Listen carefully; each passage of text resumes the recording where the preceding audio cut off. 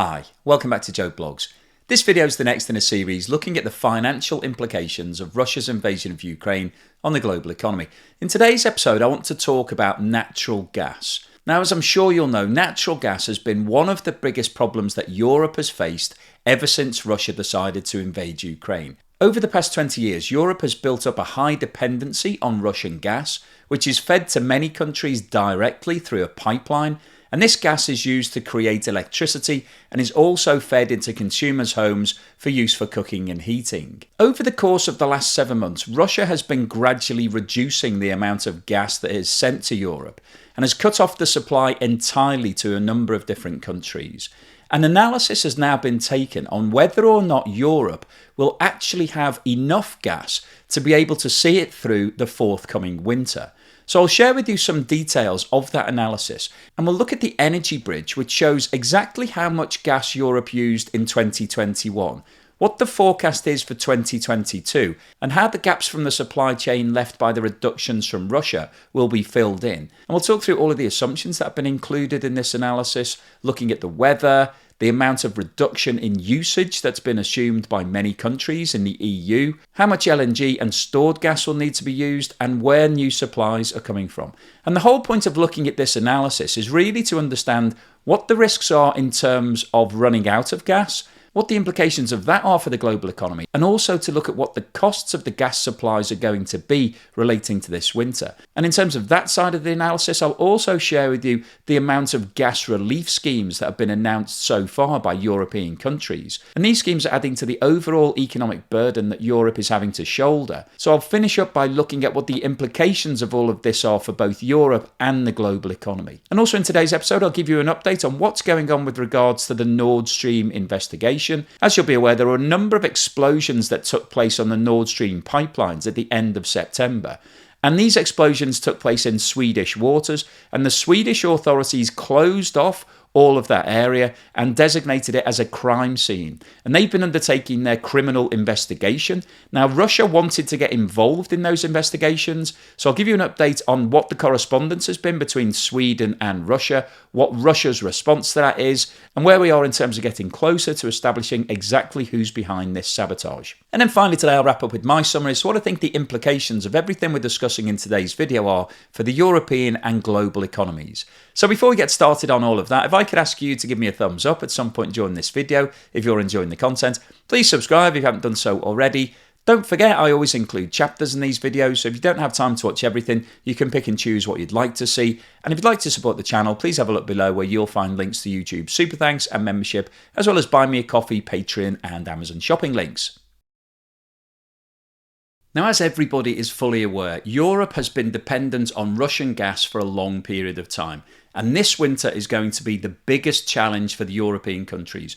Will they be able to survive without Russian gas? Now, as I've reported in previous videos, the storage facilities are now almost full. A lot of countries have got above 90% capacity. So that's great because it means that countries have some reserves in the event of shortages. But the problem that Europe has is that it doesn't have enough storage capacity to be able to see it all the way through the winter. It will need to keep supplies coming, and it will also need to change its consumption patterns. Now, Europe is working very hard in terms of trying to put the infrastructure in place to use as much liquefied natural gas as possible. But it simply isn't feasible to be able to replace all of the Russian gas with LNG over the next few months. And analysts using data on the average amount of gas consumed between 2017 and 2020 estimate that there will be a shortfall of 155 million cubic meters of gas per day based upon the current supply levels. So I thought it'd be interesting to have a look at a chart which shows how Europe is going to bridge the gap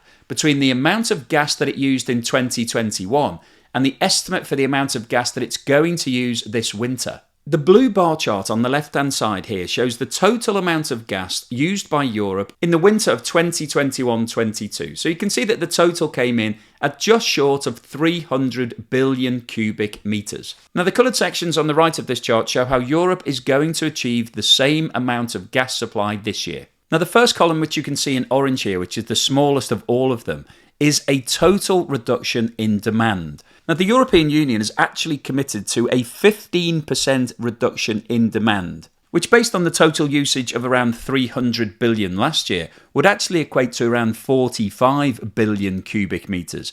However, the reason that this section is much smaller than 45 billion is that there was a 14 billion cubic metre reduction last year, and this chart just shows the incremental movement, which is around 7 or 8 billion cubic metres. So essentially what this chart is showing is that we need to use less energy this year. The next largest source of gas is production, and this is production within Europe that will be consumed by Europe.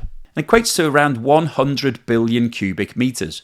The sanctions in place don't actually prevent the purchase of gas directly from Russia, and this chart shows that around 20 billion cubic metres of gas is assumed to be bought from Russia during the winter period. Other pipeline imports from outside of Europe are expected to be around 30 billion cubic metres, and it's forecast that Europe will import around 50 billion cubic metres of gas via LNG.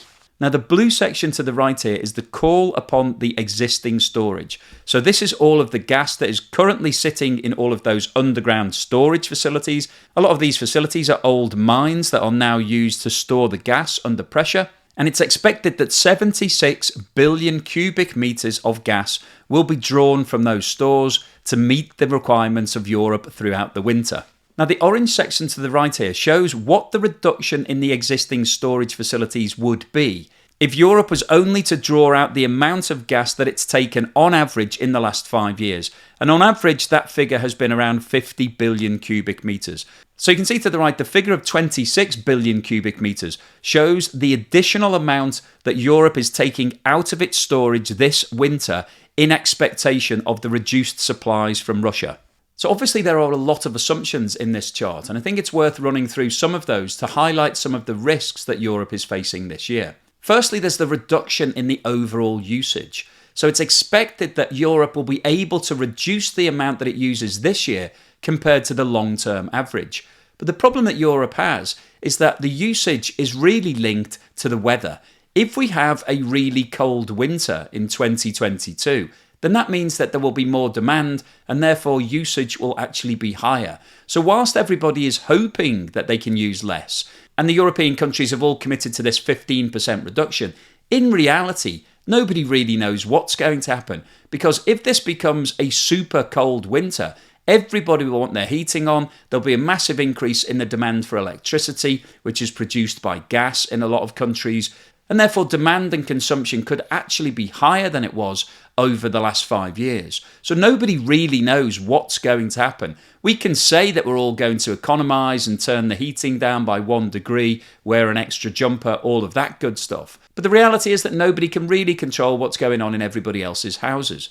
Now, I think the assumptions that have been made with regards to the ongoing production in Europe are all fine because that's all planned out. Everybody's operating at maximum capacity, so that's likely to continue for the next few months. But there are a couple of question marks with regards to the imports from Russia because they could be switched off overnight, and also the other imports because nobody really knows what's going to happen in terms of global prices, and it could be that there is higher demand from other countries and that would put pressure on Europe. Either they'd have to pay higher prices and therefore it would cost more, or there's a potential that the imports could actually go down. And exactly the same issue applies to the LNG imports. Europe is currently setting up more infrastructure to handle more LNG, but prices are going up, and that means that there will be further pressure on the budgets all across Europe. But I think the biggest concern on this chart is the amount of usage from the underground storage, because most of those facilities are expected to be run down and utilised through the course of the winter. And if we do have that really cold snap at a time when it's difficult to be able to switch up supplies, then those storage facilities will be the first call. That's what everybody will use in the first place if they can't increase the capacity coming through the pipes or the LNG. And if we run those storage levels down very quickly, then there will be a lot of stress and potentially there will be rationing.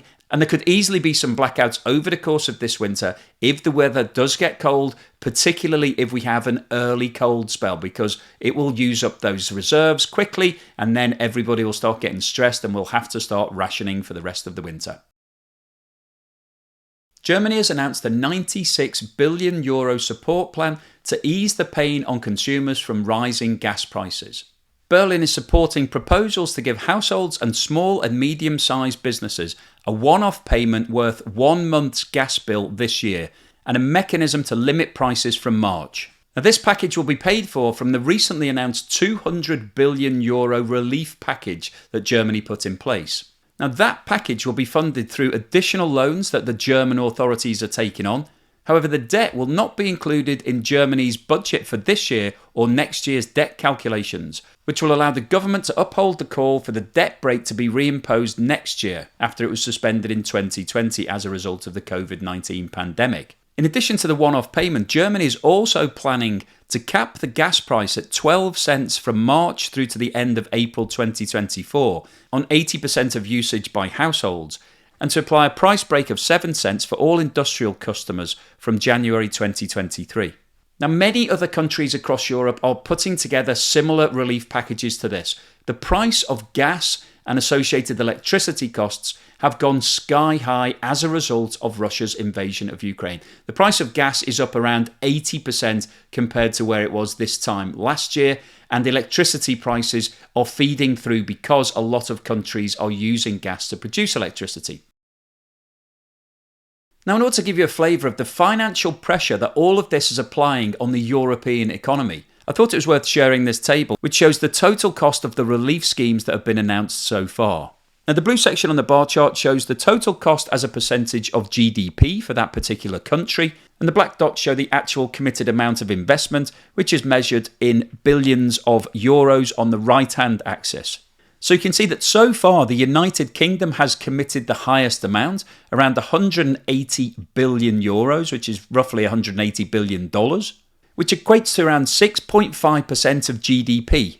Now, so far, no other country is at that level. However, when you think about what's happening and the risks that there are right now, it is very likely that a lot of the other countries on this chart will actually have to significantly increase both the percentage of GDP and the total amount of allocated funding, because a lot of the countries on this list are still using fossil fuels and therefore have total exposure to the energy markets. And as I mentioned earlier, the price of gas has almost doubled over the last 12 months. And that means that either those prices will be fully passed on to consumers, which will have a massive impact on inflation, or relief packages will need to be brought in. And the issue that a lot of these countries have is that as soon as one country brings in a relief package, it puts a lot of pressure politically on other countries to follow suit. So I think it's very likely that we will see all the blue sections of this chart increasing significantly over the course of the next 4 to 6 weeks. But if we just look at the data that we've got here, we can see that Germany have committed 100 billion euros so far, and that relates to the package we've just discussed. However, the amount that's been approved is 200 billion euros. So as more of the details are released, that dot will move considerably higher on this chart, and the percentage GDP in Germany could potentially double from around 3% to 6%. The country with the next biggest spend is France, with just under 80 billion euros, which equates to around 3% of GDP. Italy have committed around 60 billion euros, which is around 3.25% of GDP. Spain around 40 billion, the Netherlands around 20 billion, and Poland around 10 billion. In total so far, the relief packages announced equate to more than 500 billion euros of additional spend by all of these governments. However, I personally don't think that that is anywhere near enough and isn't the final figure that we're likely to come out to from the whole of this. It's likely to be significantly above $1 trillion in total, because all of these governments are going to have to start to support their people, because otherwise inflation will get out of control and the cost of living will just become unmanageable for many people in Europe this winter. Now, I wanted to provide you with an update on what's happening with regards to the Nord Stream pipelines. As you will be aware, a number of explosions were reported to have happened on the 26th of September. And since that time, both pipelines have been completely shut down. And an investigation was subsequently started by the Swedish authorities, who cordoned off all of the waters and banned all shipping and other nations' vessels. Now, this caused complaints to be raised by Russian-owned Nord Stream AG, who wanted to go in and undertake the inspection themselves. However, this was not allowed because the Swedish security services declared this to be a crime scene, and they subsequently issued a statement which said, "After completing the crime scene investigation, the the Swedish Security Service can conclude that there have been detonations at Nord Stream 1 and 2 in the Swedish economic zone. They added that there was extensive damage to the gas pipelines and the evidence strengthened the suspicions of gross sabotage. They went on to add that the pipes are located at a depth of 70 to 80 metres, and at those depths you can only use unmanned underwater vehicles. In terms of allowing access to Russian investigators, Sweden's Justice Minister said it was not possible to let others take part in a Swedish criminal investigation. And in response to this, the Russian Foreign Ministry said that Moscow would insist on a comprehensive and open investigation that includes Russian officials and Gazprom. The spokesperson went on to state, not to allow the owner of the pipelines to witness the investigation means that there is something to hide. So it's an interesting twist here that the Russian Foreign Ministry is implying that the Swedish authorities are trying to cover something up by not allowing the Russians to join the investigation. And this argument has now been elevated to the highest level as Swedish Prime Minister Magdalena Andersson has got involved and confirmed that the Swedish authorities will not be disclosing the findings of their investigation directly with Russia. She said that Sweden won't share the findings of the explosions with the Russian authorities. In Sweden, our preliminary investigations are confidential, and that, of course, also applies in this case. However, she did go on to say that Sweden now has no power to stop Russian vessels from visiting the sites of the explosions, as the crime scene investigation has been concluded. So it will be really fascinating to find out what the Swedish authorities have uncovered and what their conclusions are here and what the response is from Russia. But the way things are shaping up, Russia is already accusing Sweden of not allowing the Russians to have access, and I'm sure that this aspect of the investigation will be used by Russia to cast doubt on the validity of any findings that the Swedish authorities do publish. So what's the summary and conclusion today? Well, I wanted to post this video because the supply of gas is the biggest single issue facing Europe this winter. And as we go into this winter period, the pressure is really on all of the governments around Europe to make sure that they've got sufficient supplies to keep the lights on and to keep everybody's homes heated. Now, the analysis that we've been through in this video shows that it's going to be very tight. The forecasts show that Europe is likely to have a shortfall of 155 million cubic meters of gas every single day throughout this winter period. And in terms of the modelling, there are a number of questionable assumptions that have been made in order to avoid having any blackouts. Firstly, Europe is assuming that they can achieve a 15% reduction in their usage. Now, as I said earlier in the video, the intention is there. Everybody wants to do that. But the reality is, if we have a cold winter, it's going to be extremely difficult for everybody to cut back 15% compared with last winter. Because the basics are, if it's cold, you put the heating on. That's what people will need to do. So the assumption that's been made in terms of reducing usage is totally dependent on what happens with the weather. And that's been proven by the fact that German usage is up 15% over the last few weeks. Everybody knows that we're in a crisis right now, so now is the time to start economising and cutting back. So if we can't achieve this in the period when it's not even cold, then there is a massive question mark as to whether or not we can do it throughout the whole of the winter. And I think one of the key concerns is that if we have an early cold snap, then it's going to throw all of these calculations completely out of the window. It's assumed that we will use around 76 billion cubic meters of stored gas over the course of the next 4 or 5 months. But if that cold spell comes very early in the season, then we will need to use that storage much earlier. And that will mean that everybody will need to start rationing the amount of gas, because if the storage levels drop early in the season, then there won't be any headroom to be able to rely upon. And so governments will then need to start thinking about what their options are. And the problem that you've got with gas is it's just not possible to be able to find large amounts of it in a short space of time. As we've discussed previously on the channel, Europe has been taking gas in pipelines in a gaseous form, but the only real alternative to that is liquefied natural gas, which comes on ships, and you need the infrastructure in place to be able to regasify it, to turn it back from liquid into gas. And although Europe is currently building out all of that infrastructure, it simply doesn't have enough right now to be able to replace the sheer volume of gas that it's losing from Russia. So the storage facilities are really the only option. And if we do run down those stores early in the season, then we will seriously be looking at the potential of blackouts, because governments will have to start having planned closures of power stations and other facilities to make sure that we've rationed everything and we've got enough to get through the whole of the winter period, not just for the next few months. And of course, from an economic perspective, all of this is going to cost significantly more than the previous arrangement because there's more spend on infrastructure.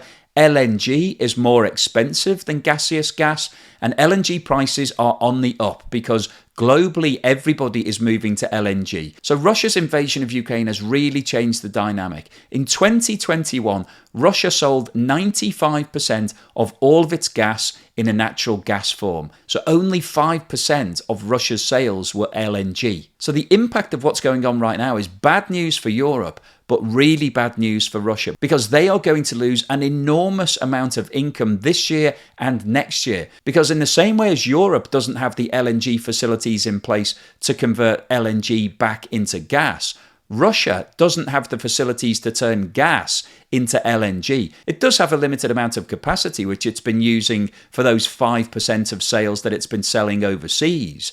But in the short term, it's impossible for Russia to be able to convert the 95% of sales it's losing into LNG. So essentially what it's going to have to do is just leave all of that gas in the ground and not receive any of those revenues. And this is coming at a time when Russia is already under intense pressure because of all the economic sanctions. So the bottom line here is that the costs for Europe are going to increase significantly over the next 6 months. And this is at a time when inflation's already very high and a lot of economies in Europe are teetering on the brink of recession. So it's likely that these additional costs will force a lot of the countries in Europe into recession. And we covered off the relief schemes earlier in the video. So far, we've had around $500 billion worth of relief schemes announced.